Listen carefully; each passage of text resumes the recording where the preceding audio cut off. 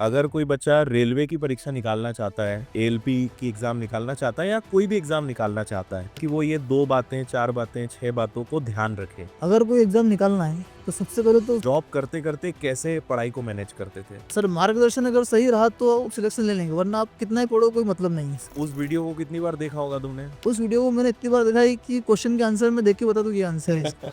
GS को, science को पढ़ने का तरीका क्या होना चाहिए? सर साइंस की एक बुक है आपकी, उससे मुझे काफी सपोर्ट मिला है। कोई ऐसे क्वेश्चंस तुमको याद हो कि इस टाइप की चीजें पूछते हैं, ऐसा दिखाते हैं, ऐसी कोई चीज? जैसे कि सर मेमोरी टेस्ट होता है, मेमोरी टेस्ट में 5 टाइप की मेमोरी होती है।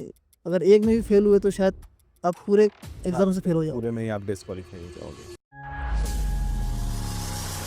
सभी को नमस्कार और आप सभी का स्वागत है विनर्स के इस पॉडकास्ट सीरीज में। और आज हमारे साथ फिर से हमारे एक स्टूडेंट हैं सुनील शर्मा, जो बेसिकली नीमच के रहने वाले हैं और अभी इन्होंने रेलवे में एएलपी के पद पर फाइनल सिलेक्शन लिया है और अपनी ज्वाइनिंग की प्रोसेस भी इन्होंने कंप्लीट कर दी है। तो आज इनसे हम जानेंगे कि कैसा इनका संघर्ष रहा, क्या परेशानियां इन्हें तैयारी के दौरान सामना करना पड़ा और कैसे वहां से निकलकर आज ये रेलवे के सिलेक्शन तक पहुंचे हैं।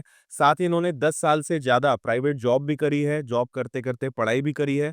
तो जो विद्यार्थी जॉब कर रहे हैं और सोचते हैं कि जॉब करते-करते हम सिलेक्शन ले पाएँगे कि नहीं, तो आपके लिए वीडियो भी काफ़ी हेल्पफुल रहने वाला है। तो सुनील, आपका स्वागत है विनर्स में थैंक यू सर। और आपको बहुत सारी बधाइयाँ आपके सिलेक्शन के लिए।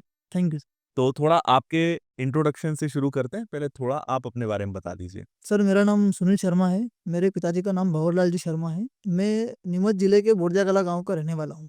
और अभी हाल ही में मैंने असिस्टेंट लोको पायलट में वेस्टर्न रेलवे में वडोदरा डिवीजन में फाइनल सिलेक्शन लिया है। तो जिस दिन रिजल्ट आया, उस दिन घर का माहौल कैसा था? सबसे पहले किसको फ़ोन लगाया? उस समय तुम क्या कर रहे थे? वो मैं थोड़ा-सा उस दिन के बारे में जानना चाहता हूँ। सर जिस दिन मेरा रिजल्ट आया उस दिन मैंने सबसे पहले अपने बड़े भाई को फ़ोन लगाया, क्योंकि उनको काफ़ी समय से मेरी सफलता का इंतजार था। अच्छा।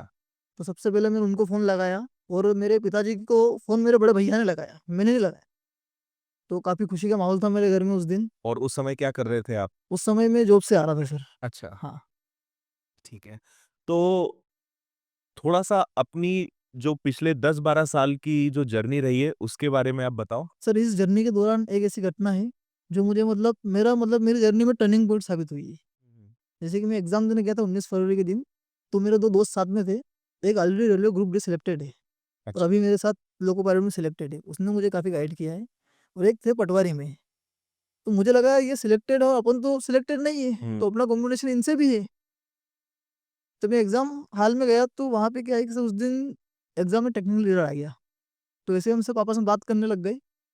तो जो मेरे बाजू में बैठा था वो 2019 के एनटीपीसी में जूनियर क्लर्क में फाइनल मेरिट बाहर था। अच्छा। जिस व्यक्ति के साथ मैंने रात को रूम स्टे किया था वो assistant loco pilot Bhopal zone से फाइनल मेरिट में बाहर था। तो ऐसे बातचीत करते करते करते ऐसा लगा कि आजू बाजू में 7 ऐसे लोग थे जो गवर्नमेंट एम्प्लॉय थे ऑलरेडी। हुँ। कोई फाइनल या मेरिट कुछ नंबर से रह गए? कोई सिलेक्टेड है, कोई फाइनल मेरिट बाहर है। तो अपन तो फाइनल मेरिट तक कभी गए ही नहीं। तो संयोगवश उस दिन एग्जाम कैंसिल हो गया। और उसके बाद मैं जब घर आया तो मैंने कहा कि अपना लेवल थोड़ा कम है और हमें अब तैयारी बिल्कुल उस हिसाब से करनी पड़ेगी, क्योंकि अपना उनको फाइट करना है। उनसे फाइट करना है। और मेरा एक दोस्त है जो जब भी लोको पायलट बना, वारिस, वो हमेशा बोलता है कि तूने 2 महीने में ही खेल किया है। हाँ। बोले 2 महीने में तू देख के आया ना, उसके बाद ही तू सिलेक्ट हुआ है। हुँ। हाँ, सही है, मतलब उसको कह सकते हैं कि आँख खुल गई हाँ सर, आपकी। कि हम एग्ज़ाम देने पहुँच गए, लेकिन पता चला कि भाई बड़े-बड़े तुर्रम खान बैठे हुए हैं यहाँ तो। सर अगर वो पेपर 19 को होता तो शायद मैं सिलेक्शन नहीं ले पाता। हुँ। पर संयोग था कि उस दिन पेपर कैंसल हुआ संयोग था उस दिन और पेपर 2 कैंसिल महीने हुआ। तुमको मिल गए। और 2 2 महीने महीने तुमने जो तैयारी करी होगी, वो पिछले 6 महीने, 8 महीने के से भी ज़्यादा करी होगी। ज़्यादा खरी सर। क्योंकि तुम्हारे पास अब एक रीज़न था, एक क्लैरिटी थी कि भाई मेरा कॉम्पिटिशन किन लोगों से वो देख कर आया हूँ मैं। Yes sir. तो उसने बहुत उस वहाँ तैयारी से को मजबूत का किया है। ये मेरे लाइफ में टर्निंग पॉइंट रहा है इस जर्नी के दौरान। क्योंकि जैसा भी हाँ। हमने बात करी कि आप 10 साल से प्राइवेट जॉब कर रहे थे और जॉब करते-करते ही पूरी तैयारी करी है। Yes sir. तो थोड़ा-सा इसके बारे में बताओ कि जॉब क्यों करना पड़ा और जॉब करते-करते कैसे पढ़ाई को मैनेज करते थे? वैसे सर बेसिकली क्या है कि मध्यम वर्ग के परिवार से हूँ, सक्षम नहीं था शुरू से। तो जब पास आउट हुआ कॉलेज से तो मैं जॉब करने आया। मतलब लगभग 19-20 साल की उम्र से जॉब शुरू कर दिया। 19-20 साल की उम्र। तो शुरुआत में तो प्राइवेट जॉब में ही इंटरेस्ट था। पर क्या है कि बीच-बीच में जब कभी गवर्नमेंट की बात आती थी, तो ऐसा लगता था कि हमें भी गवर्नमेंट जॉब की तैयारी करना चाहिए। 2016-17 से तैयारी शुरू करी मैंने। मतलब कई बार मैं ऐसा लगता था कि तैयारी अभी अपनी अधूरी है। मतलब मार्गदर्शन मुझे उचित नहीं था। फिर 2022 में मैं एक मेरे दोस्त धीरज रावत है, उसके थ्रू मैं आपसे जुड़ा, अच्छा। आपका मार्गदर्शन मिला मुझे और आपके मार्गदर्शन में मैं आज यहाँ तक पहुँचा हूँ सर। तो 2022 में विनर्स के साथ जुड़े आप। हाँ, 2022 में विनर से जुड़ा हूँ। यूट्यूब से पहले जुड़े या डायरेक्ट विनर्स के कोर्स एप्लीकेशन पर आप आ गए थे? नहीं, वो जो मेरा दोस्त था उसने मुझे बताया कि हमें विनर से जुड़ना चाहिए। तो अच्छा। उस टाइम मैं विनर्स को नहीं जानता था। हुँ, तो उसने मुझे बताया कि 2021 में जो एमपी पुलिस की भर्ती हुई है, हुँ। उसमें सबसे ज़्यादा सिलेक्शन विनर्स ने दिए हैं। अच्छा। तो फिर मैंने विनर्स को यूट्यूब पे देखा, आपके पढ़ाने का तरीका मुझे अच्छा लगा, मतलब मुझे कॉन्सेप्ट तुरंत समझ में आने लग गए। तो फिर मैं आपसे जुड़ा सर। मेरा एक क्वेश्चन था कि जॉब के साथ पढ़ाई को कैसे मैनेज किया आपने? जैसे कि जॉब अगर मैं घर से निकलता और वापस घर आता तो मेरी जॉब 9 या 10 घंटे की हो जाती थी। अच्छा। उसके बाद आने के बाद मैं अपना जो भी टाइम खाना-पीना वो करके, फैमिली को साइड रख के फिर मैं अपना 4-5 घंटे बिल्कुल पढ़ाई में निकाल। अच्छा, हाँ, सर। मतलब 4 से 5 घंटे निकाल लेते। 4 से 5 घंटे निकाल। तो ये एक बहुत बड़ी बात है क्योंकि कई लोग सोचते हैं ना कि 8 घंटे, 10 घंटे, 12 घंटे पढ़ेंगे तो ही सिलेक्शन होगा।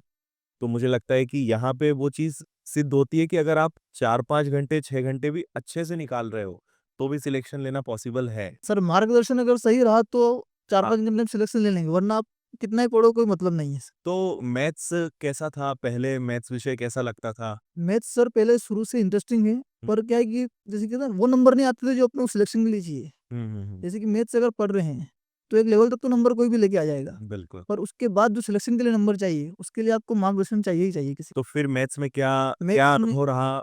मेरे साथ मैथ्स पढ़ के आपके साथ और में कितना सुधार हुआ? आपके साथ मैथ्स से जुड़ा, मैं आपके साथ सुधार मतलब ये मान के चलिए कि मैक्सिमम सुधार हुआ है मेरा। सिलेक्शन मैथ्स के बेस पे ही हुआ है। अच्छा। उसके बाद मैंने 2023 में एमपी पुलिस का एग्ज़ाम दिया था। आप यकीन नहीं मानेंगे सर, आपकी एक बुक है मैथ्स प्रो, हुँ। हूबहू क्वेश्चन बैठे हैं बहुत सारे। अच्छा। सिर्फ़ डाटा और पैरामीटर चेंज है बस। हुँ, हुँ। तो उसके हिसाब से फिर मैं आपसे पढ़ा और जब तक फाइनल सिलेक्शन नहीं हुआ तब तक मैंने आपका साथ नहीं छोड़ा। तो सोचा था कि रेलवे में भी जॉब लेने का या उस समय ये था कि जो एग्ज़ाम निकलेगा, जो वैकेंसी निकलेगी उसको क्लियर करना है? पहले तो ऐसा लगता है कि जो वैकेंसी निकले उसको क्लियर करना है। फिर बाद में बड़े भैया बोले कि सेंट्रल गवर्नमेंट की तैयारी करो, इसमें थोड़ा अच्छा रहता है। हुँ, हुँ। फिर रेलवे से जुड़ा मैं, तो उसके बाद फिर रेलवे का मन बना लिया कि अब उसके बाद रेलवे का मन बना लिया। और अभी कहाँ पे आपको जॉइनिंग मिली है? अभी मेरे को वेस्टर्न रेलवे में बड़ौदा डिवीज़न में जॉइनिंग मिली है सर। अच्छा। अभी ट्रेनिंग स्टार्ट होना बाकी है। ट्रेनिंग स्टार्ट होना बाकी है सर। तो थोड़ा-सा पढ़ाई पे आते हैं। उस पे थोड़ा डिटेल में बात करते हैं कि क्या रूटीन होता था? कैसे सिलेबस कंप्लीट किया? फिर टेस्ट कैसे लगाते थे? थोड़ा इस बारे में बताओ। रूटीन तो सर क्या है कि शिफ्ट वर्किंग मेरा रहता है, हुँ। तो मेरा कोई फिक्स रूटीन नहीं था। अच्छा। बस ये था कि मुझे 4-5 घंटे पढ़ना है। बस जैसे ही आता था 4-5 घंटे दिन में कहाँ निकालना है, कब निकालना है, वो शिफ्ट के साथ मैनेज करना रहता था सर। अच्छा। उसके बाद विनर्स पे पीवाईक्यू और मॉक टेस्ट भी है। तो आपने कई बार बोला है कि मॉक टेस्ट देना बड़ी बात नहीं है, मॉक टेस्ट देने के बाद उसको सॉल्यूशन करना बड़ी बात, हाँ, एनालिसिस। एनालिसिस करना। तो विनर्स के मॉक ने भी मुझे बहुत सारी हेल्प दी है। अगर ईमानदारी से दिया जाए, तो आप निकाल लोगे। बिल्कुल। और ये आप आपने कई बार बोला बोला भी है वीडियो में कि आप ऐसे दीजिए उसको कि आप एग्ज़ाम दे रहे हैं। तो कभी ऐसा हुआ है कि बीच में कभी डीमोटिवेशन हुआ हो, खुद के ऊपर डाउट हुआ हो या ऐसा लगा हो कि यार मैं कोई एग्ज़ाम निकाल पाऊँगा कि नहीं? कभी ऐसी स्थिति बनी है? स्थिति ऐसी कई बार बनी है सर, अच्छा। पर क्या है कि जैसे कि आपकी वीडियो देखता था मैं, हुँ। तो मेरा एक दोस्त है तुकाराम रावत, फनी हमेशा मुझे मज़ाक करते रहते हैं, बोलते कभी मिलेगा कि मिलेगा इनसे तू? मैंने कहा मिलेंगे। तो बोले कि मिल के आ जाओ, मैंने कहा ऐसे नहीं मिलना है, सिलेक्शन लेके मिलना है इनसे। तो जब डीमोटिवेट होते थे उस समय क्या करते थे? कैसे खुद को मोटिवेट करते थे, क्या करते थे? रील्स देखते थे, कोई वीडियो देखते थे या 1-2 दिन के लिए सब चीज़ें छोड़ देते थे? बहुत सारे तरीके होते हैं लोगों को वापस मोटिवेट वाली स्टेज पे आने में। क्या करते थे? सर जब जब भी कभी ऐसा मौका आया, तो एक ही मन में ख़्याल रहता था कि ये नहीं तो कोई बात नहीं, अगला सही, हुँ। पर हमें तैयारी करना है। अच्छा। और आपके भी मोटिवेशनल वीडियो बहुत सारे हैं। अगर कोई देखे, तो अगर किसी का मन बिल्कुल ऐसा हो गया हमें तैयारी नहीं करना है, हुँ। वो डबल तैयारी करने लग जाएगा। अच्छा। यस, तो उन वीडियो से वापस उन वीडियो से हेल्प मोटिवेट मिली है। करते थे। हुँ, थोड़ा अपने फैमिली के बारे में बताओ, पापा क्या करते हैं? पापा मेरे मध्यम वर्गीय किसान हैं, ज़्यादा खेती है नहीं, तो उन्होंने काफ़ी संघर्ष करके पढ़ाया है और घर की स्थिति सुधारने के लिए हम दोनों भाइयों ने प्राइवेट जॉब शुरू करी। आपके बड़े भाई भी प्राइवेट जॉब मेरे बड़े भैया प्राइवेट जॉब करते हैं, हुँ। पर मेरे बड़े भैया का सपना था कि कोई तो अपने परिवार में ऐसा रहे जो सरकारी नौकरी में रहे। सरकारी नौकरी में जाए। और बहुत अच्छा सिलेक्शन लिया है, मतलब रेलवे, और रेलवे में भी एएलपी, असिस्टेंट लोको पायलट, मतलब बहुत अच्छी जॉब है। रेलवे की जो अच्छी पोस्ट है उनमें से एक है एएलपी, तो काफ़ी अच्छा सिलेक्शन आपने उसमें लिया है। तो मम्मी-पापा का क्या कहना रहा कि जब तुमने बताया कि मेरी रेलवे में जॉब लग गई है, मिले होंगे उनसे या उनको बताया होगा कि सरकारी नौकरी लग गई, तो क्या क्या बोला उन लोगों ने? उन्होंने बोला है कि काफ़ी संघर्ष किया तूने और तेरी अब नौकरी लगी है, हुँ, तो खुश हैं। खुश तो बहुत है सर, क्या कहें। बिल्कुल। और बाकी अपने गाँव वाले, रिश्तेदार, दोस्त, कोई ऐसी चीज़ कि पहले किसी की कोई बात चुभ गई हो या किसी ने कुछ ऐसा कहा हो कि वो बात हमेशा दिल में बैठ गई कि यार इन्होंने ऐसा बोला है, अब तो करके दिखाना, ऐसी कोई चीज़ हुई है कभी? ऐसी बहुत सारी चीज़ें हुई है, पर अब सर मैं क्या बताऊँ, पर सिलेक्शन से पूरा फ्रेंड सर्कल खुश है। हाँ। अच्छा, सिलेक्शन के बाद क्या बदलाव हुए हैं? सिलेक्शन के साथ बदलाव हुआ है कि बहुत सारे जो मेरे फ्रेंड सर्कल में हैं, वो जानना चाहते हैं कि भाई सिलेक्शन कैसे हुआ? इतना संघर्ष किया तूने तो कैसे हुआ सिलेक्शन? हुँ। तो मैंने उनको बहुत सारों को गाइडलाइन दी है। और मेरा एक फ्रेंड है, जो अभी ग्रुप डी की तैयारी कर रहा है। अच्छा। जो किताबें मैंने आपसे परचेज़ करी थी, मैंने सब उसको हैंड ओवर कर दी। अच्छा। मैंने कहा ये किताब लो, इनसे पढ़। जैसे एक होता है कि हम अपने सिलेबस को कंप्लीट करते हैं, रिवीजन बहुत सारे बच्चे मिस कर देते हैं, मतलब रिवीजन को उतना ज़्यादा सीरियस नहीं लेते हैं, तो आप रिवीजन कैसे करते थे या रिवीजन के बारे में क्या कहना है? रिवीजन के बारे में सर, वैसे तो अगर मैथ्स पूरा पढ़ा जाए, पूरा रिवीजन करने में आपको अगर 2 महीने में पढ़ो तो 1 महीना रिवीजन में लग जाएगा। तो बहुत सारे जो इम्पोर्टेंट क्वेश्चन थे उनका रिवीजन करते थे। और एक आपकी 12 घंटे की मैराथन क्लास है। हुँ। अगर आप यूट्यूब पे सर्च मारेंगे marathon class by Aditya Patel sir, आ जाएगी। अगर आपको डाउट लग रहा है तो 12 घंटे क्लास देख लीजिए आप, एग्ज़ाम के 2 दिन पहले। हुँ, हुँ। आपको इतनी हेल्प मिलेगी ना उसमें, आपने उसमें सारे सब्जेक्ट कवर किए हैं, हाँ, पूरे पूरे सब्जेक्ट कवर। कवर किए हैं, पूरे 12 घंटे की मैराथन है वो, और उसमें मतलब सारी ट्रिक बताई है। हाँ। तो वो इतनी हेल्पफुल रहती है ना सर कि हर एग्ज़ाम से पहले 2 दिन पहले वो देख लो आप। अच्छा, तो उस वीडियो को कितनी बार देखा होगा तुमने? उस वीडियो को मैंने इतनी बार देखा है कि क्वेश्चन के आंसर मैं देख के बता दूँ कि ये आंसर है इसका। मतलब क्वेश्चन को देख के आंसर बता देते हो, इतनी बार देखा? इतनी बार देखा है सर। हाँ, ये तो है कि उसमें पूरे टॉपिक्स कवर हैं, सारे कॉन्सेप्ट कवर हैं, जितनी चीज़ें हो सकती थी, सब कुछ एक कंप्लीट रिवीजन हो जाता है, उसमें उस पूरा 12 कंप्लीट घंटे डिवीज़न हो की जाता है। आदत से। हाँ, ये अच्छी बात है, मैं खुद भूल गया था ये चीज़ तो। नहीं, नहीं, आज भी डाउनलोड है मेरे पास, मतलब। और मैं तो जिसको बोलता हूँ, बोला मैथ्स में डाउट है ना, पहले ये 12 घंटे की मैराथन देखो, फिर शुरुआत करो। मैथ्स के बारे में तो हमने बात करी, जीएस और साइंस भी रेलवे के लिए बहुत इम्पोर्टेंट है। तो थोड़ा-सा इसके बारे में स्टूडेंट जानना चाहते हैं अधिकतर, अधिकतर इसके बारे में मुझसे भी सवाल पूछते हैं। तो उस पे थोड़ा आप बताओ कि जीएस को, साइंस को पढ़ने का तरीका क्या होना चाहिए? और क्योंकि चीज़ें बहुत सारी होती हैं, तो उनको याद कैसे रखें? सर साइंस की एक बुक है आपकी, हुँ, ब्रह्मास्त्र, वो मैंने परचेज़ करी थी। अच्छा। वो उससे मुझे काफ़ी सपोर्ट मिला है। उसके बाद हर महीने विनर्स के पे हर महीने का करंट अफेयर्स आता है, मैगज़ीन आती है, फ्री मैगज़ीन है। आती है। हाँ, तो उसमें से भी काफ़ी सपोर्ट मिलता है सर। बाकी आप जीएस के लिए बहुत सारी बुक्स है, पढ़ सकते हैं। और नोट से बनाए थे आपने? नोट्स बनाए थे सर। नोट से बनाए हैं पूरे। यस। और जैसे जीएस को और साइंस के जो फैक्ट्स हैं उनको याद कैसे रखें? जैसे होता है ना कि हमने अभी पढ़ लिया, अभी तो दिमाग में है, उनको पर वो याद रहे उसके लिए क्या करते थे? उनको सर नोट्स बना के रिवीजन करना पड़ेगा। हाँ, अगर रिवीजन किया, 1 बार नहीं आया, 2 बार करो, 2 बार नहीं आया, 3 बार करो, और जब तक याद ना हो तो रिवीजन करना पड़ेगा। तो अभी आगे क्या है? और भी कोई एग्ज़ाम, मतलब अभी तैयारी अपनी जारी रखनी है या इसी जॉब के साथ अब आगे बढ़ना है? अभी सर आगे देखेंगे, फिलहाल तो यही जॉब करना है, हुँ। उसके बाद अगर मन लगा तो फिर आगे दूसरी एग्ज़ाम तैयारी करेंगे। अच्छा, प्राइवेट जॉब का कैसा एक्सपीरियंस रहा? प्राइवेट जॉब में भी जो स्टाफ क्योंकि बहुत का लंबा समय तुमने प्राइवेट जॉब में दिया है, 10 साल फार्मा कंपनी में काम किया है तुमने ना? तो क्या एक्सपीरियंस है प्राइवेट जॉब का, और प्राइवेट जॉब और गवर्नमेंट जॉब दोनों में क्या तुम्हें लगता है डिफरेंस? बोलता है ना कि सरकारी नौकरी है, तो वो एक तो स्टैंडर्ड मेंटेन होता है। हाँ। दूसरी बात, जहाँ मैं अभी प्राइवेट जॉब कर रहा हूँ, वहाँ का स्टाफ मेरा काफ़ी सपोर्टिव स्टाफ है। उन्होंने काफ़ी लेवल तक मेरा सपोर्ट किया है, तो मेरे संघर्ष में उनका भी सहयोग बहुत रहा है। मतलब प्राइवेट जॉब और गवर्नमेंट जॉब में क्या डिफरेंस तुमको लगता है? किस बात का डिफरेंस है? जैसे एक होता है ना कि जॉब सिक्योरिटी जॉब है, सिक्योरिटी। प्राइवेट जॉब में क्या प्रोफाइल थी तुम्हारी, क्या काम करते थे? प्राइवेट जॉब में सुपरवाइज़र था, मुझे लाइन देखना रहती थी। तो उसमें कोई मतलब प्रेशर या ऐसा कुछ रहता था कि ओवरटाइम शिफ्ट चेंज होती थी? शिफ्ट चेंज होती थी। बाकी ऐसा कोई प्रेशर भी रहता था, टारगेट भी रहता था या ऐसा कुछ नहीं था? नहीं, प्रेशर तो रहता है सर प्राइवेट जॉब में। हुँ। सेल्स इनका कोई काम नहीं नहीं, था? नहीं, सेल्स का नहीं। अच्छा, प्रोडक्शन यूनिट में था मैं। प्रोडक्शंस में थे तुम। ए और अभी भी जॉब कर ही रहे हो ना? हाँ, जब अभी तक भी जॉब एक कर रहा हूँ मैं। जॉइनिंग अभी नहीं आई है। ठीक है, ऑफर लेटर और बाकी प्रोसेस हो चुकी है अब। बाकी प्रोसेस हो चुकी है। अच्छा, मुझे थोड़ा आप साइको टेस्ट के बारे में बताओ, क्योंकि वो एएलपी के लिए बहुत इम्पोर्टेंट है। तो क्या पूछा जाता है? और किस तरीके की प्रोसेस उसमें होती है, वो थोड़ा-सा बताओ? सर जो साइको टेस्ट होता है ना, वो में 5 टाइप की बैटरी होती है और हमें हर बैटरी को क्वालीफाई करना अनिवार्य होता है। हुँ। अगर एक भी बैटरी में अगर आप फेल हुए तो आप फेल माने जाओगे। हुँ, हुँ, हुँ। तो जो 5 टाइप की बैटरी होती है, जैसे मेमोरी टेस्ट हो गया, फॉलोइंग डायरेक्शन टेस्ट हो गया, डेप्थ परसेप्शन टेस्ट हो गया, कंसंट्रेशन टेस्ट हो गया, स्पीड टेस्ट हो गया।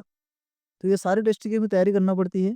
साइको आपको ऐसा लगता है कि मैं सही कर रहा हूँ, हुँ, पर आपको वो वास्तव में कभी-कभी सही नहीं होता, तो ये आपको लगता है कि मैं सही कर रहा हूँ। हुँ, पर जब रिज़ल्ट आता है ना, तो एक्चुअली समझ में आती है।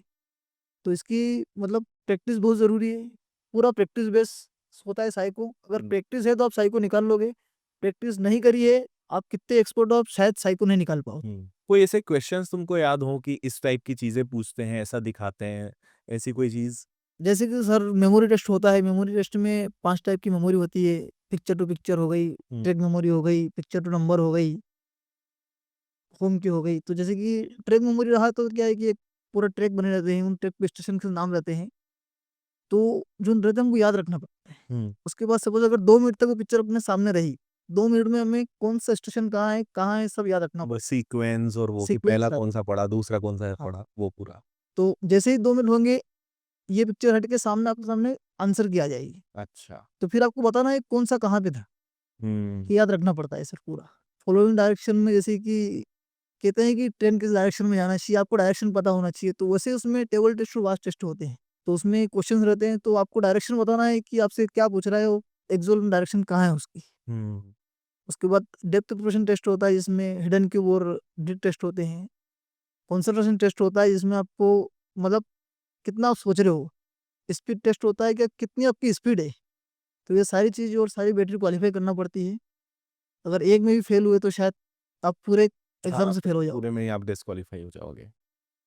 काफ़ी टफ है और चैलेंजिंग है, मतलब हाँ, उसको ऐसा आप हल्के में नहीं ले सकते। मतलब आपको ऐसा लगता है कि मैं जो कर रहा हूँ सही कर रहा हूँ, हुँ। पर वास्तव में ऐसा होता नहीं है, जब तक आप रिजल्ट नहीं देखो। अगर कोई एक नया बच्चा या जो इस वीडियो को देख रहा है, कुछ 4-5 सफलता के सूत्र देने हो तुम्हें, कि अगर कोई बच्चा रेलवे की परीक्षा निकालना चाहता है, एएलपी की एग्ज़ाम निकालना चाहता है या कोई भी एग्ज़ाम निकालना चाहता है, तो क्या पॉइंट्स हैं या क्या अनुभव है कि वो ये 2 बातें, 4 बातें, 6 बातों को ध्यान रखे, कि भाई इन-इन चीज़ों का ध्यान रखो, तुम एग्ज़ाम निकाल सकते हो? अगर कोई एग्जाम निकालना है, तो सबसे पहले तो उसका सिलेबस देखो कि सिलेबस क्या है।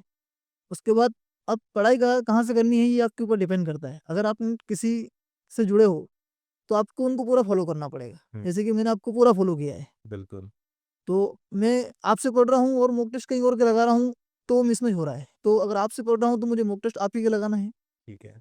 और जो जैसा कि आप हर बार बोलते हैं कि मॉक टेस्ट लगाने के बाद एनालिसिस करना बहुत ज़रूरी है, क्योंकि बहुत सारे क्वेश्चन ऐसे होते हैं जो आप कर नहीं पाते हो, तो उनको एनालाइज़ करना है, तो वो करना है। और आपको प्रीवियस ईयर क्वेश्चन, हुँ, वो तो कंपल्सरी लगाना ही है, कि वहाँ से आपको एक डायरेक्शन मिलेगी बिल्कुल। कि अब कैसा होगा। हुँ, और अगर आपको लगता है कि हमें बुक्स चाहिए, तो आप जिससे पढ़ रहे हो उसी की बुक्स परचेज़ करो। हुँ। तो मैंने सारी बुक्स आपसे ही परचेज़ करी है सर। हाँ, मतलब ये है कि आप सब अच्छे हैं, सारे टीचर ठीक हैं, सारे प्लेटफ़ॉर्म ठीक है, बट आप जिनके साथ हो फिर पूरा 100% उन्हीं को दो, यस सर, कि सारी चीज़ें आप अगर उनकी मानेंगे तो फिर रिज़ल्ट भी आपको मिलेगा। रिज़ल्ट मिलेगा सर। क्योंकि ये ज़रूर सही बात है कि बहुत भटकाव भी होता है, कि 4 जगह के कोर्स जॉइन कर लिए, 10 प्रकार की किताब खरीद ली, इनको भी फ़ॉलो कर रहे हैं, उनको भी, तो उसमें टाइम वेस्ट ज़्यादा होता है। तो अगर आप किसी एक को फ़ॉलो करते हैं, तो फ़ोकस आप कर पाते हो और उनके बताए हुए रास्ते पे चलते हो तो फिर आपको सक्सेस मिलती है। मिलती है सर, क्योंकि पूरी डायरेक्शन एक रहती है ना सर, हाँ, इसलिए। बिल्कुल। चलो सुनील, तो आपको आगे आने वाले इस नए जॉब के लिए बहुत सारी शुभकामनाएँ दूँगा मैं। थैंक अब एक नया सफ़र आप शुरू करने जा रहे हो, क्योंकि प्राइवेट जॉब से अब सीधा गवर्नमेंट जॉब की तरफ आप जा रहे हो और वो भी बहुत अच्छे पद पे जा रहे हो, रेलवे के एएलपी पद पर।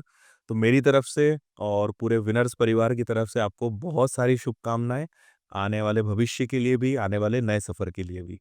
सर, मैं भी आपका धन्यवाद करना चाहूँगा सर, क्योंकि आपके मार्गदर्शन में मैं यहाँ तक पहुँचा हूँ। वैसे तो मेरी आपसे मिलने की बहुत इच्छा थी, हाँ, पर आपके और मेरे बीच में सिलेक्शन था। बिल्कुल। तो मैं और इस मुलाकात का मज़ा कुछ और है। वो कुछ और है सर। ऐसे आप नॉर्मल आओगे, मिलोगे, लेकिन सिलेक्शन लेके जब आप यहाँ यहाँ पहुँचना, यहाँ बैठना, वो उसके लिए अचीवमेंट, उसके लिए सक्सेस चाहिए। यस, तो वो आपने प्रूफ करके दिखाया है और उसी की बदौलत ऐसे मिलने का जो मज़ा है, उसके आगे सारे मज़े फीके हैं। सारे मज़े फेंके हैं जी। सर। और मैं विनर्स की टीम को भी धन्यवाद देना चाहूँगा सर। जी। चलो थैंक यू सुनील आपको। Preview.